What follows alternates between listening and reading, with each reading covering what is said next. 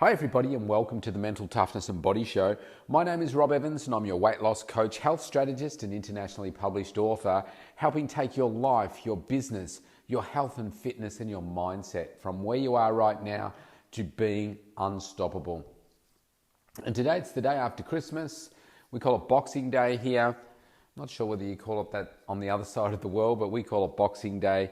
And I'm taking some much needed time out for myself, some rest.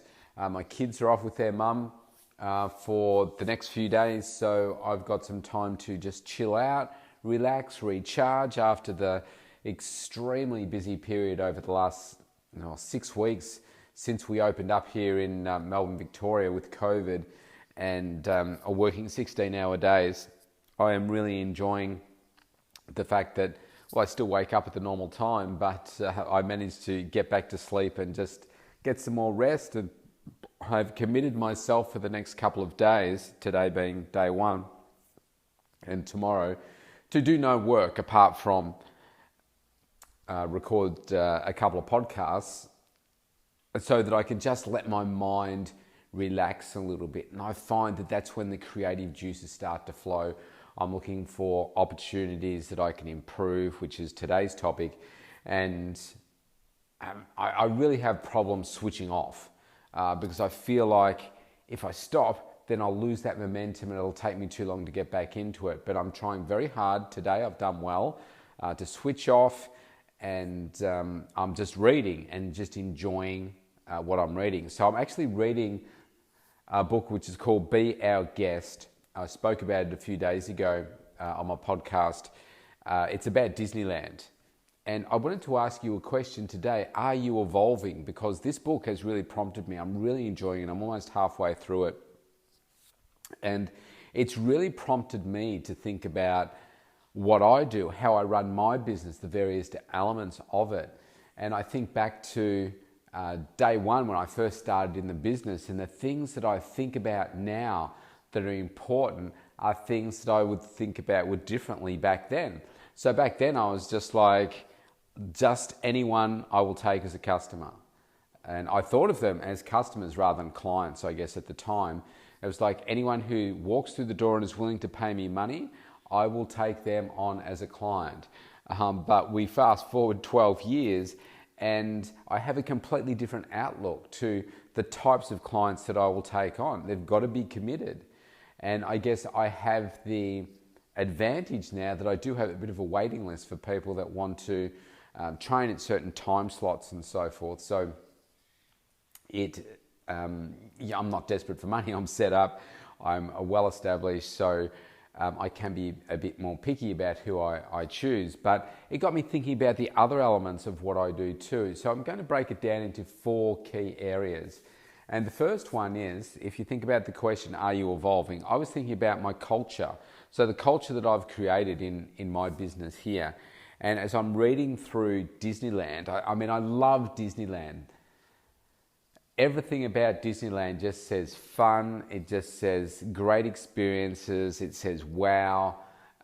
It's amazing. And you look at how they've built that culture over time amongst their employees to make sure that every single staff member, they see not their customers as customers, they see them as guests. And so they make sure that each one of their staff members, or they call them, what do they call them? Not performers. I've forgotten already. But anyway, each one of their staff members has to make sure that they provide an amazing guest experience. And part of the way that they do that is comes through the way that they're recruited, the way that they are trained, and I'll talk about those things in a second. But the culture that has been created by Walt Disney has been to create an experience for all guests of all ages, and that's evolved over time. Initially, it was just to create great experiences.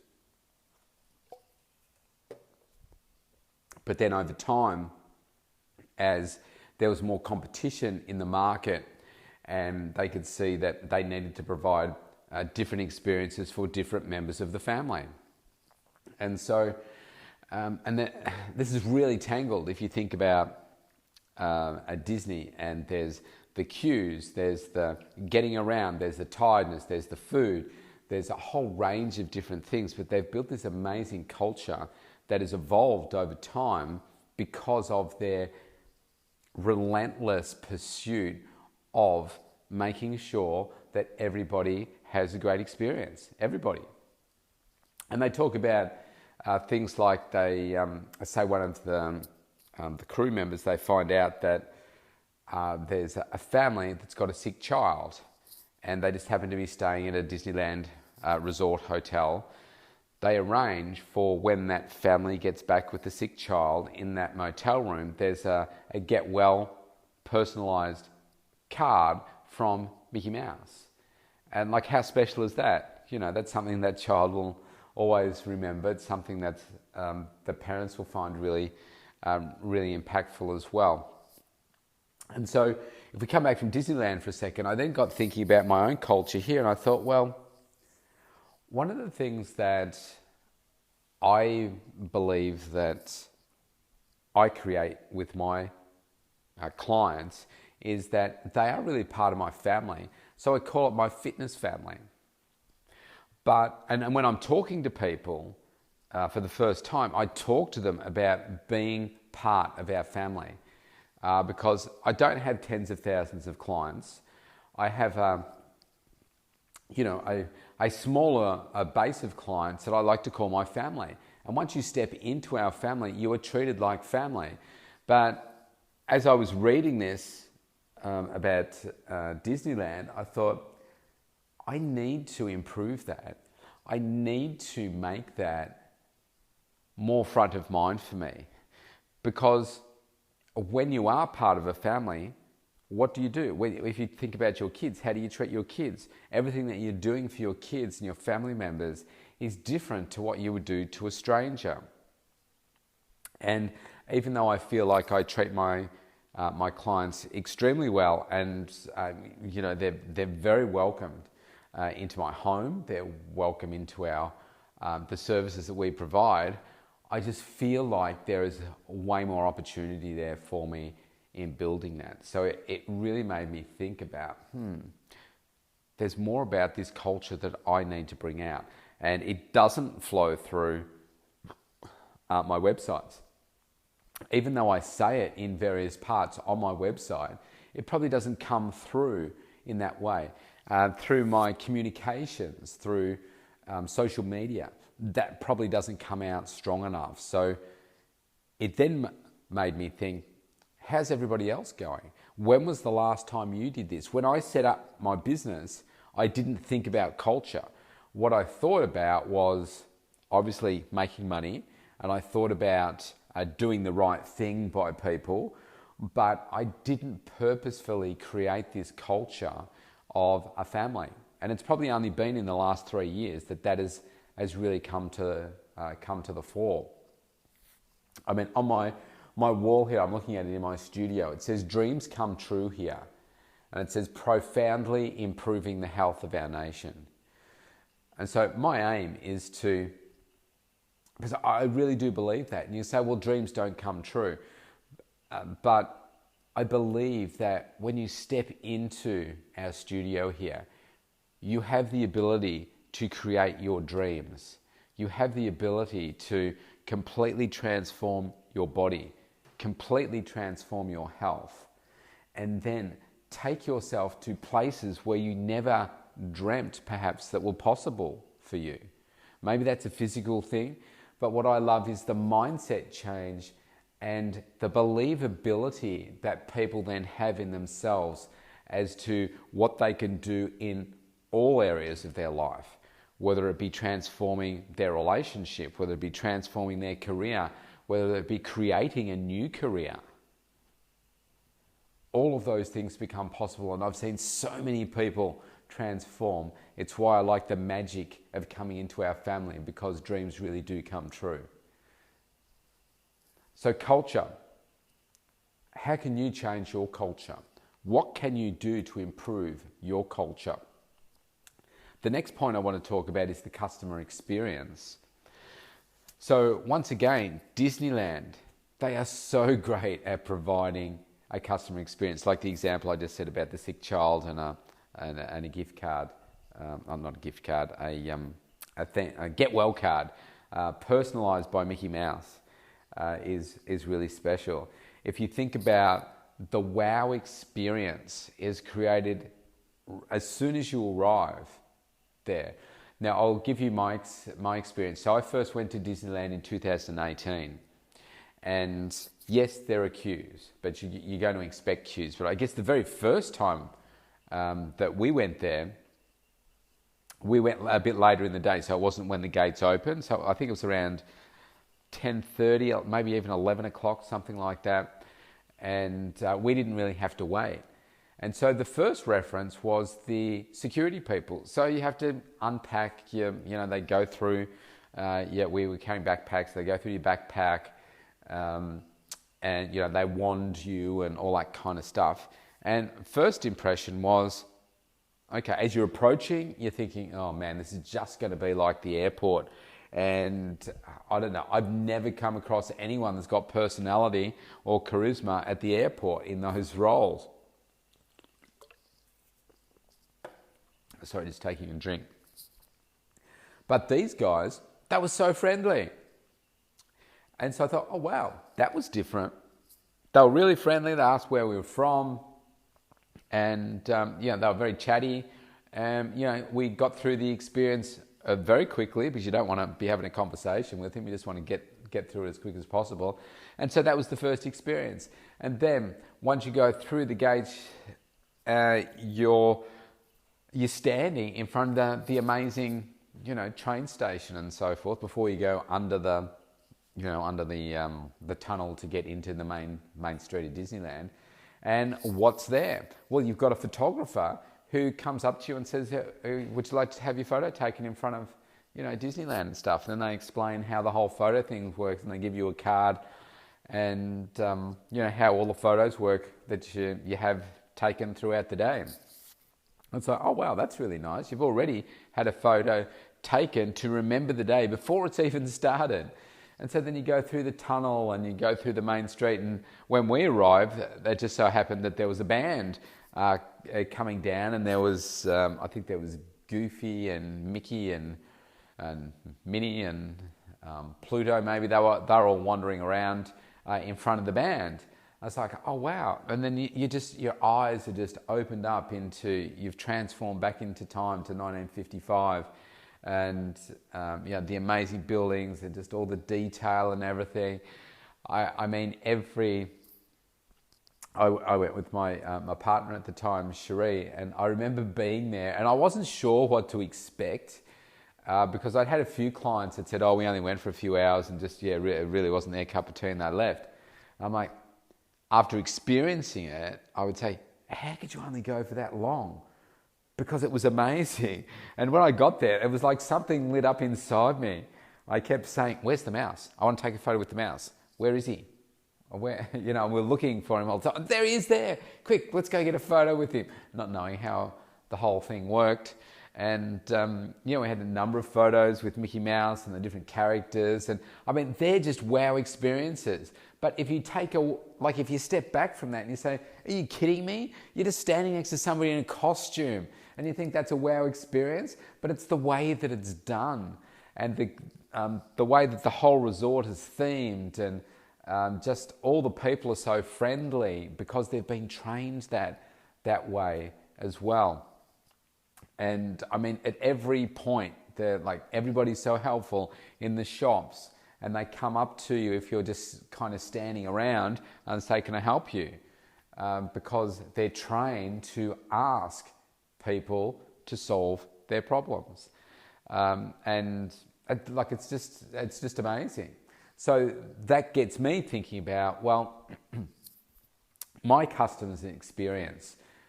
And I thought, I don't survey people enough.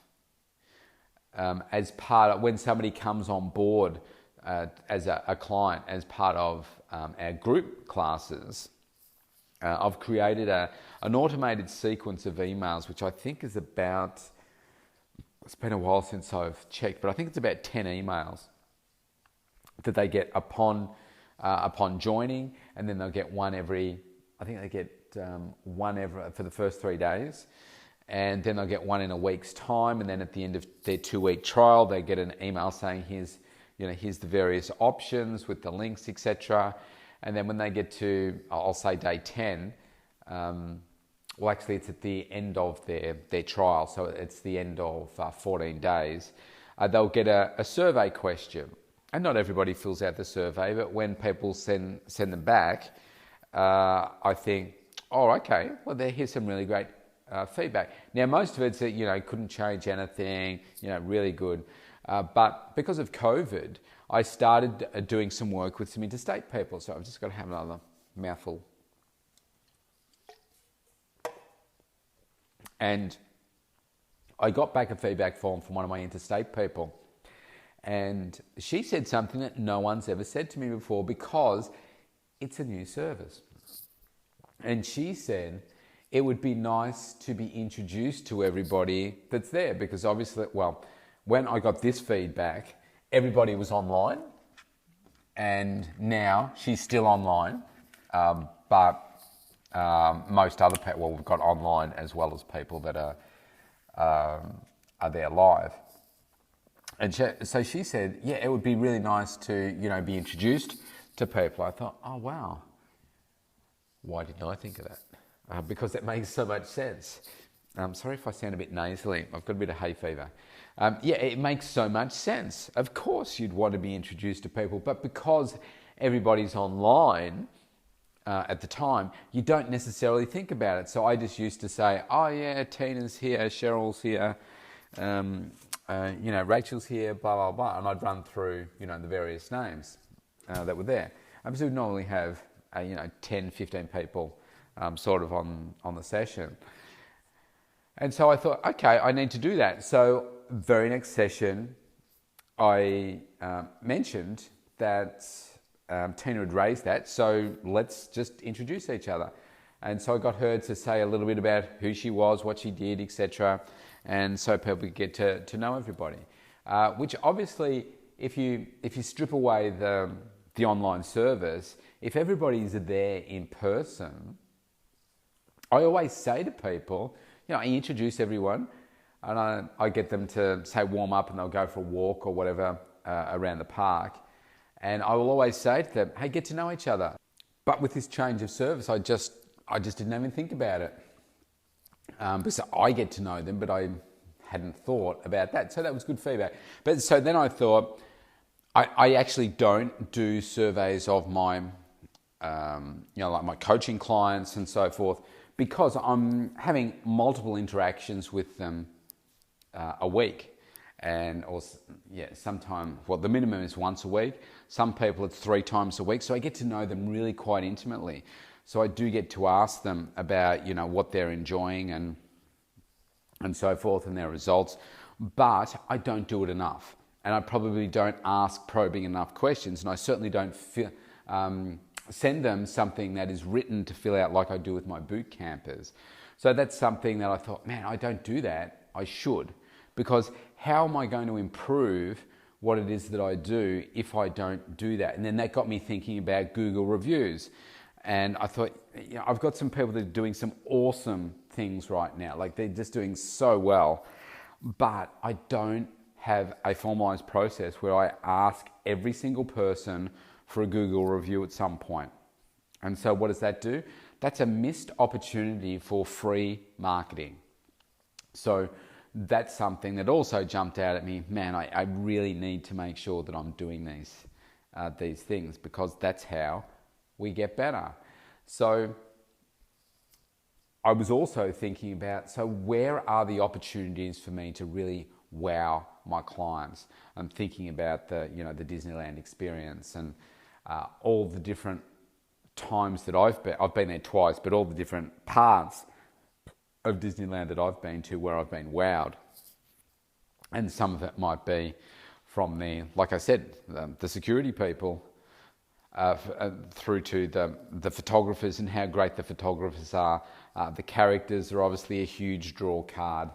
The rides, which I haven't even been on a ride at Disneyland, because I'm not really into that. It makes me feel sick, so I don't really enjoy that part of it. But just going around and looking at the things and going on the river cruises and doing all that kind of stuff, I just love it. And thinking about, okay, so how can I transfer those wow type experiences into my business? So it's got the mind going at 1,000,000 miles an hour.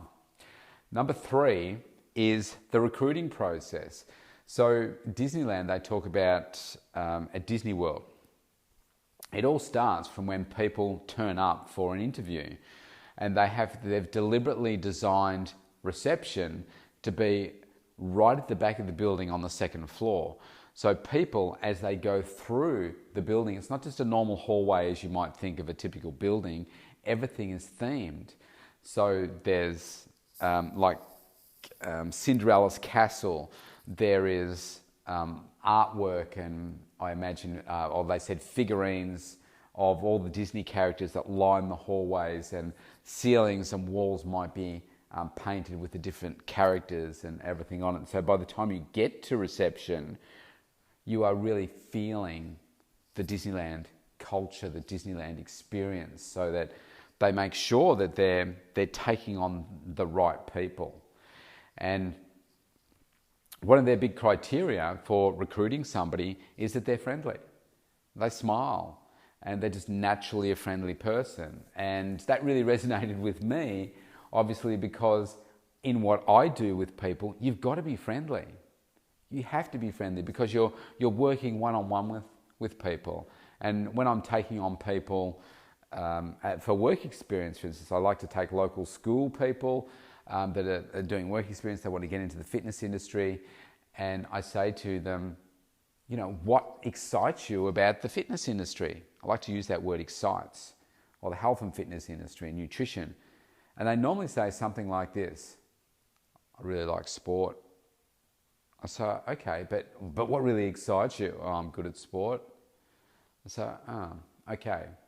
That's not enough. You can be awesome at sport, but the clients you're training and the ones that you're coaching are going to be probably hopeless at sport. They're going to be unfit, unmotivated, and need your help. So just because you're good at sport, that's about you.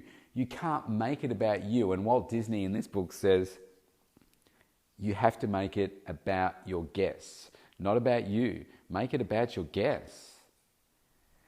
And I say to people, you've got to love people. You've got to love the experience and interaction with people.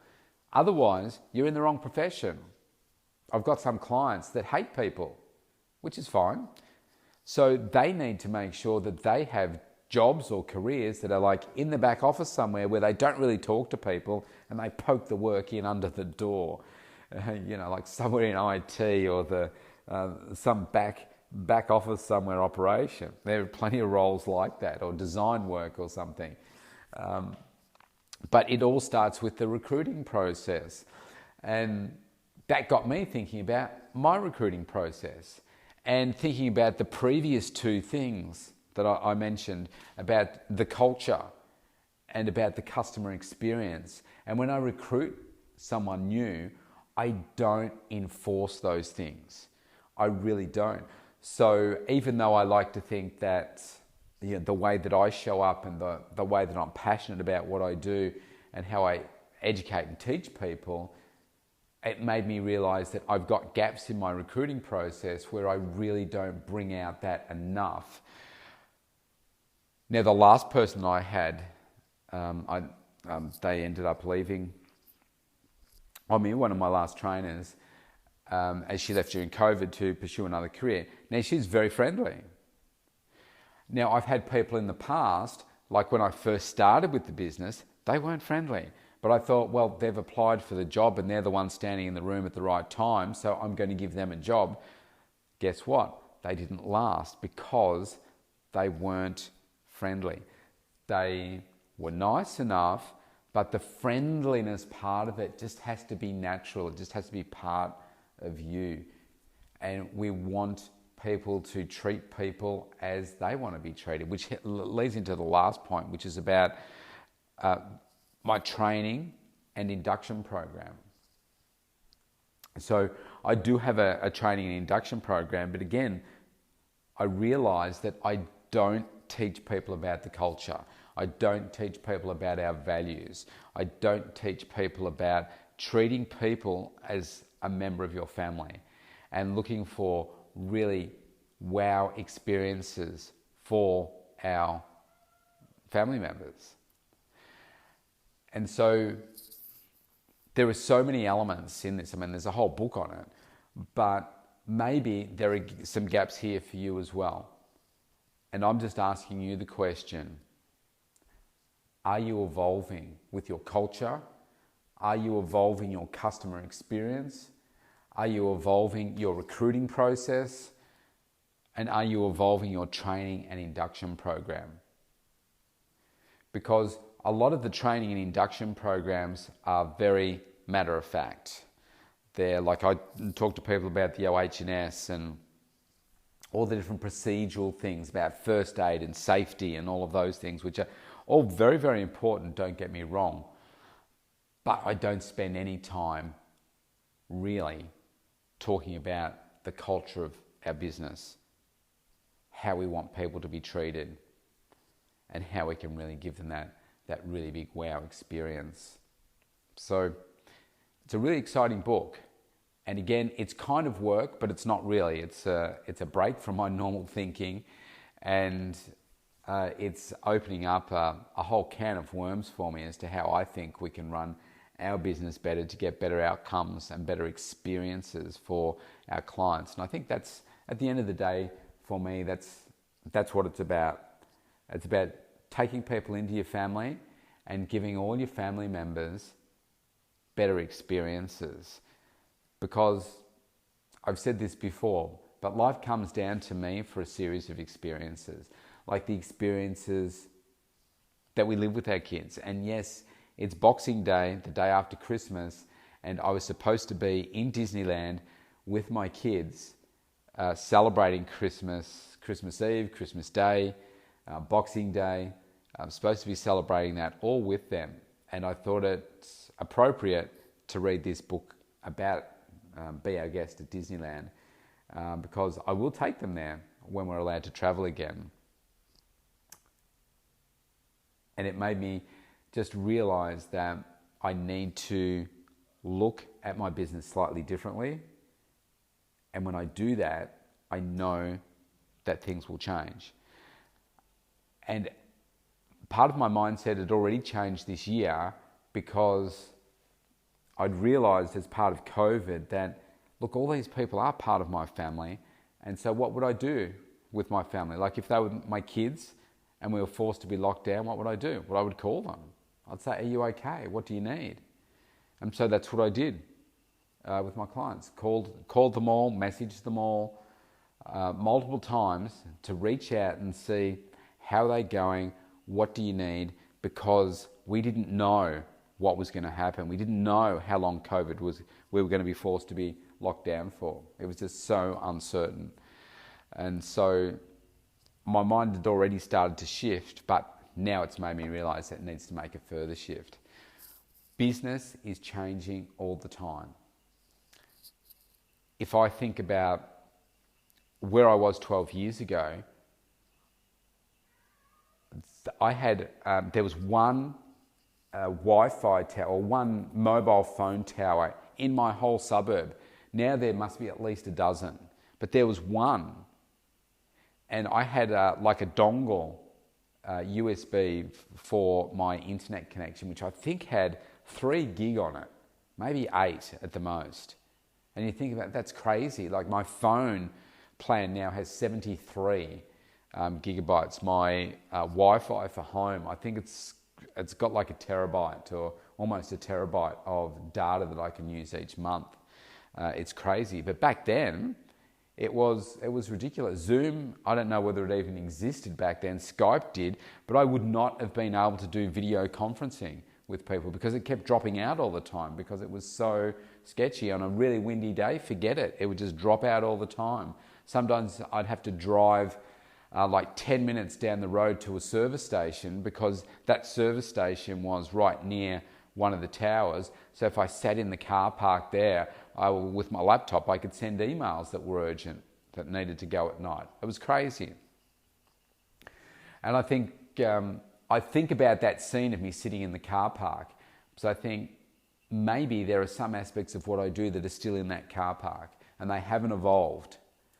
And we need to evolve. We need to continually evolve. Even Disneyland, they need to evolve all the time.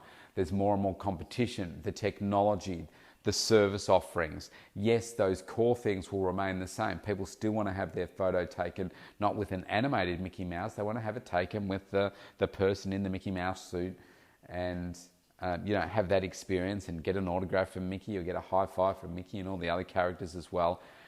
See the tour, what do they call it? The parade, and see the fireworks. I mean, it's all physical stuff to see that.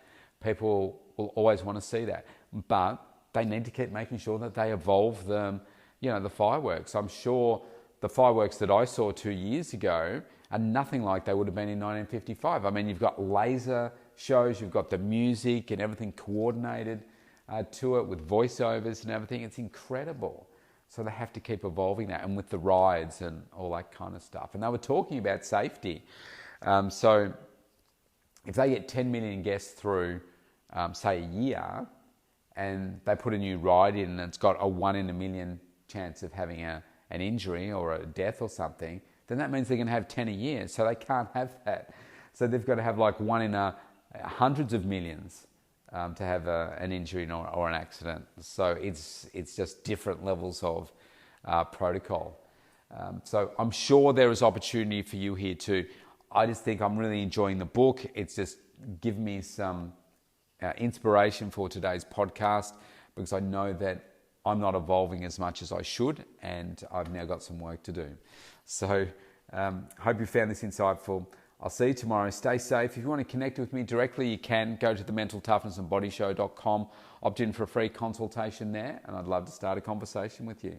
See you tomorrow.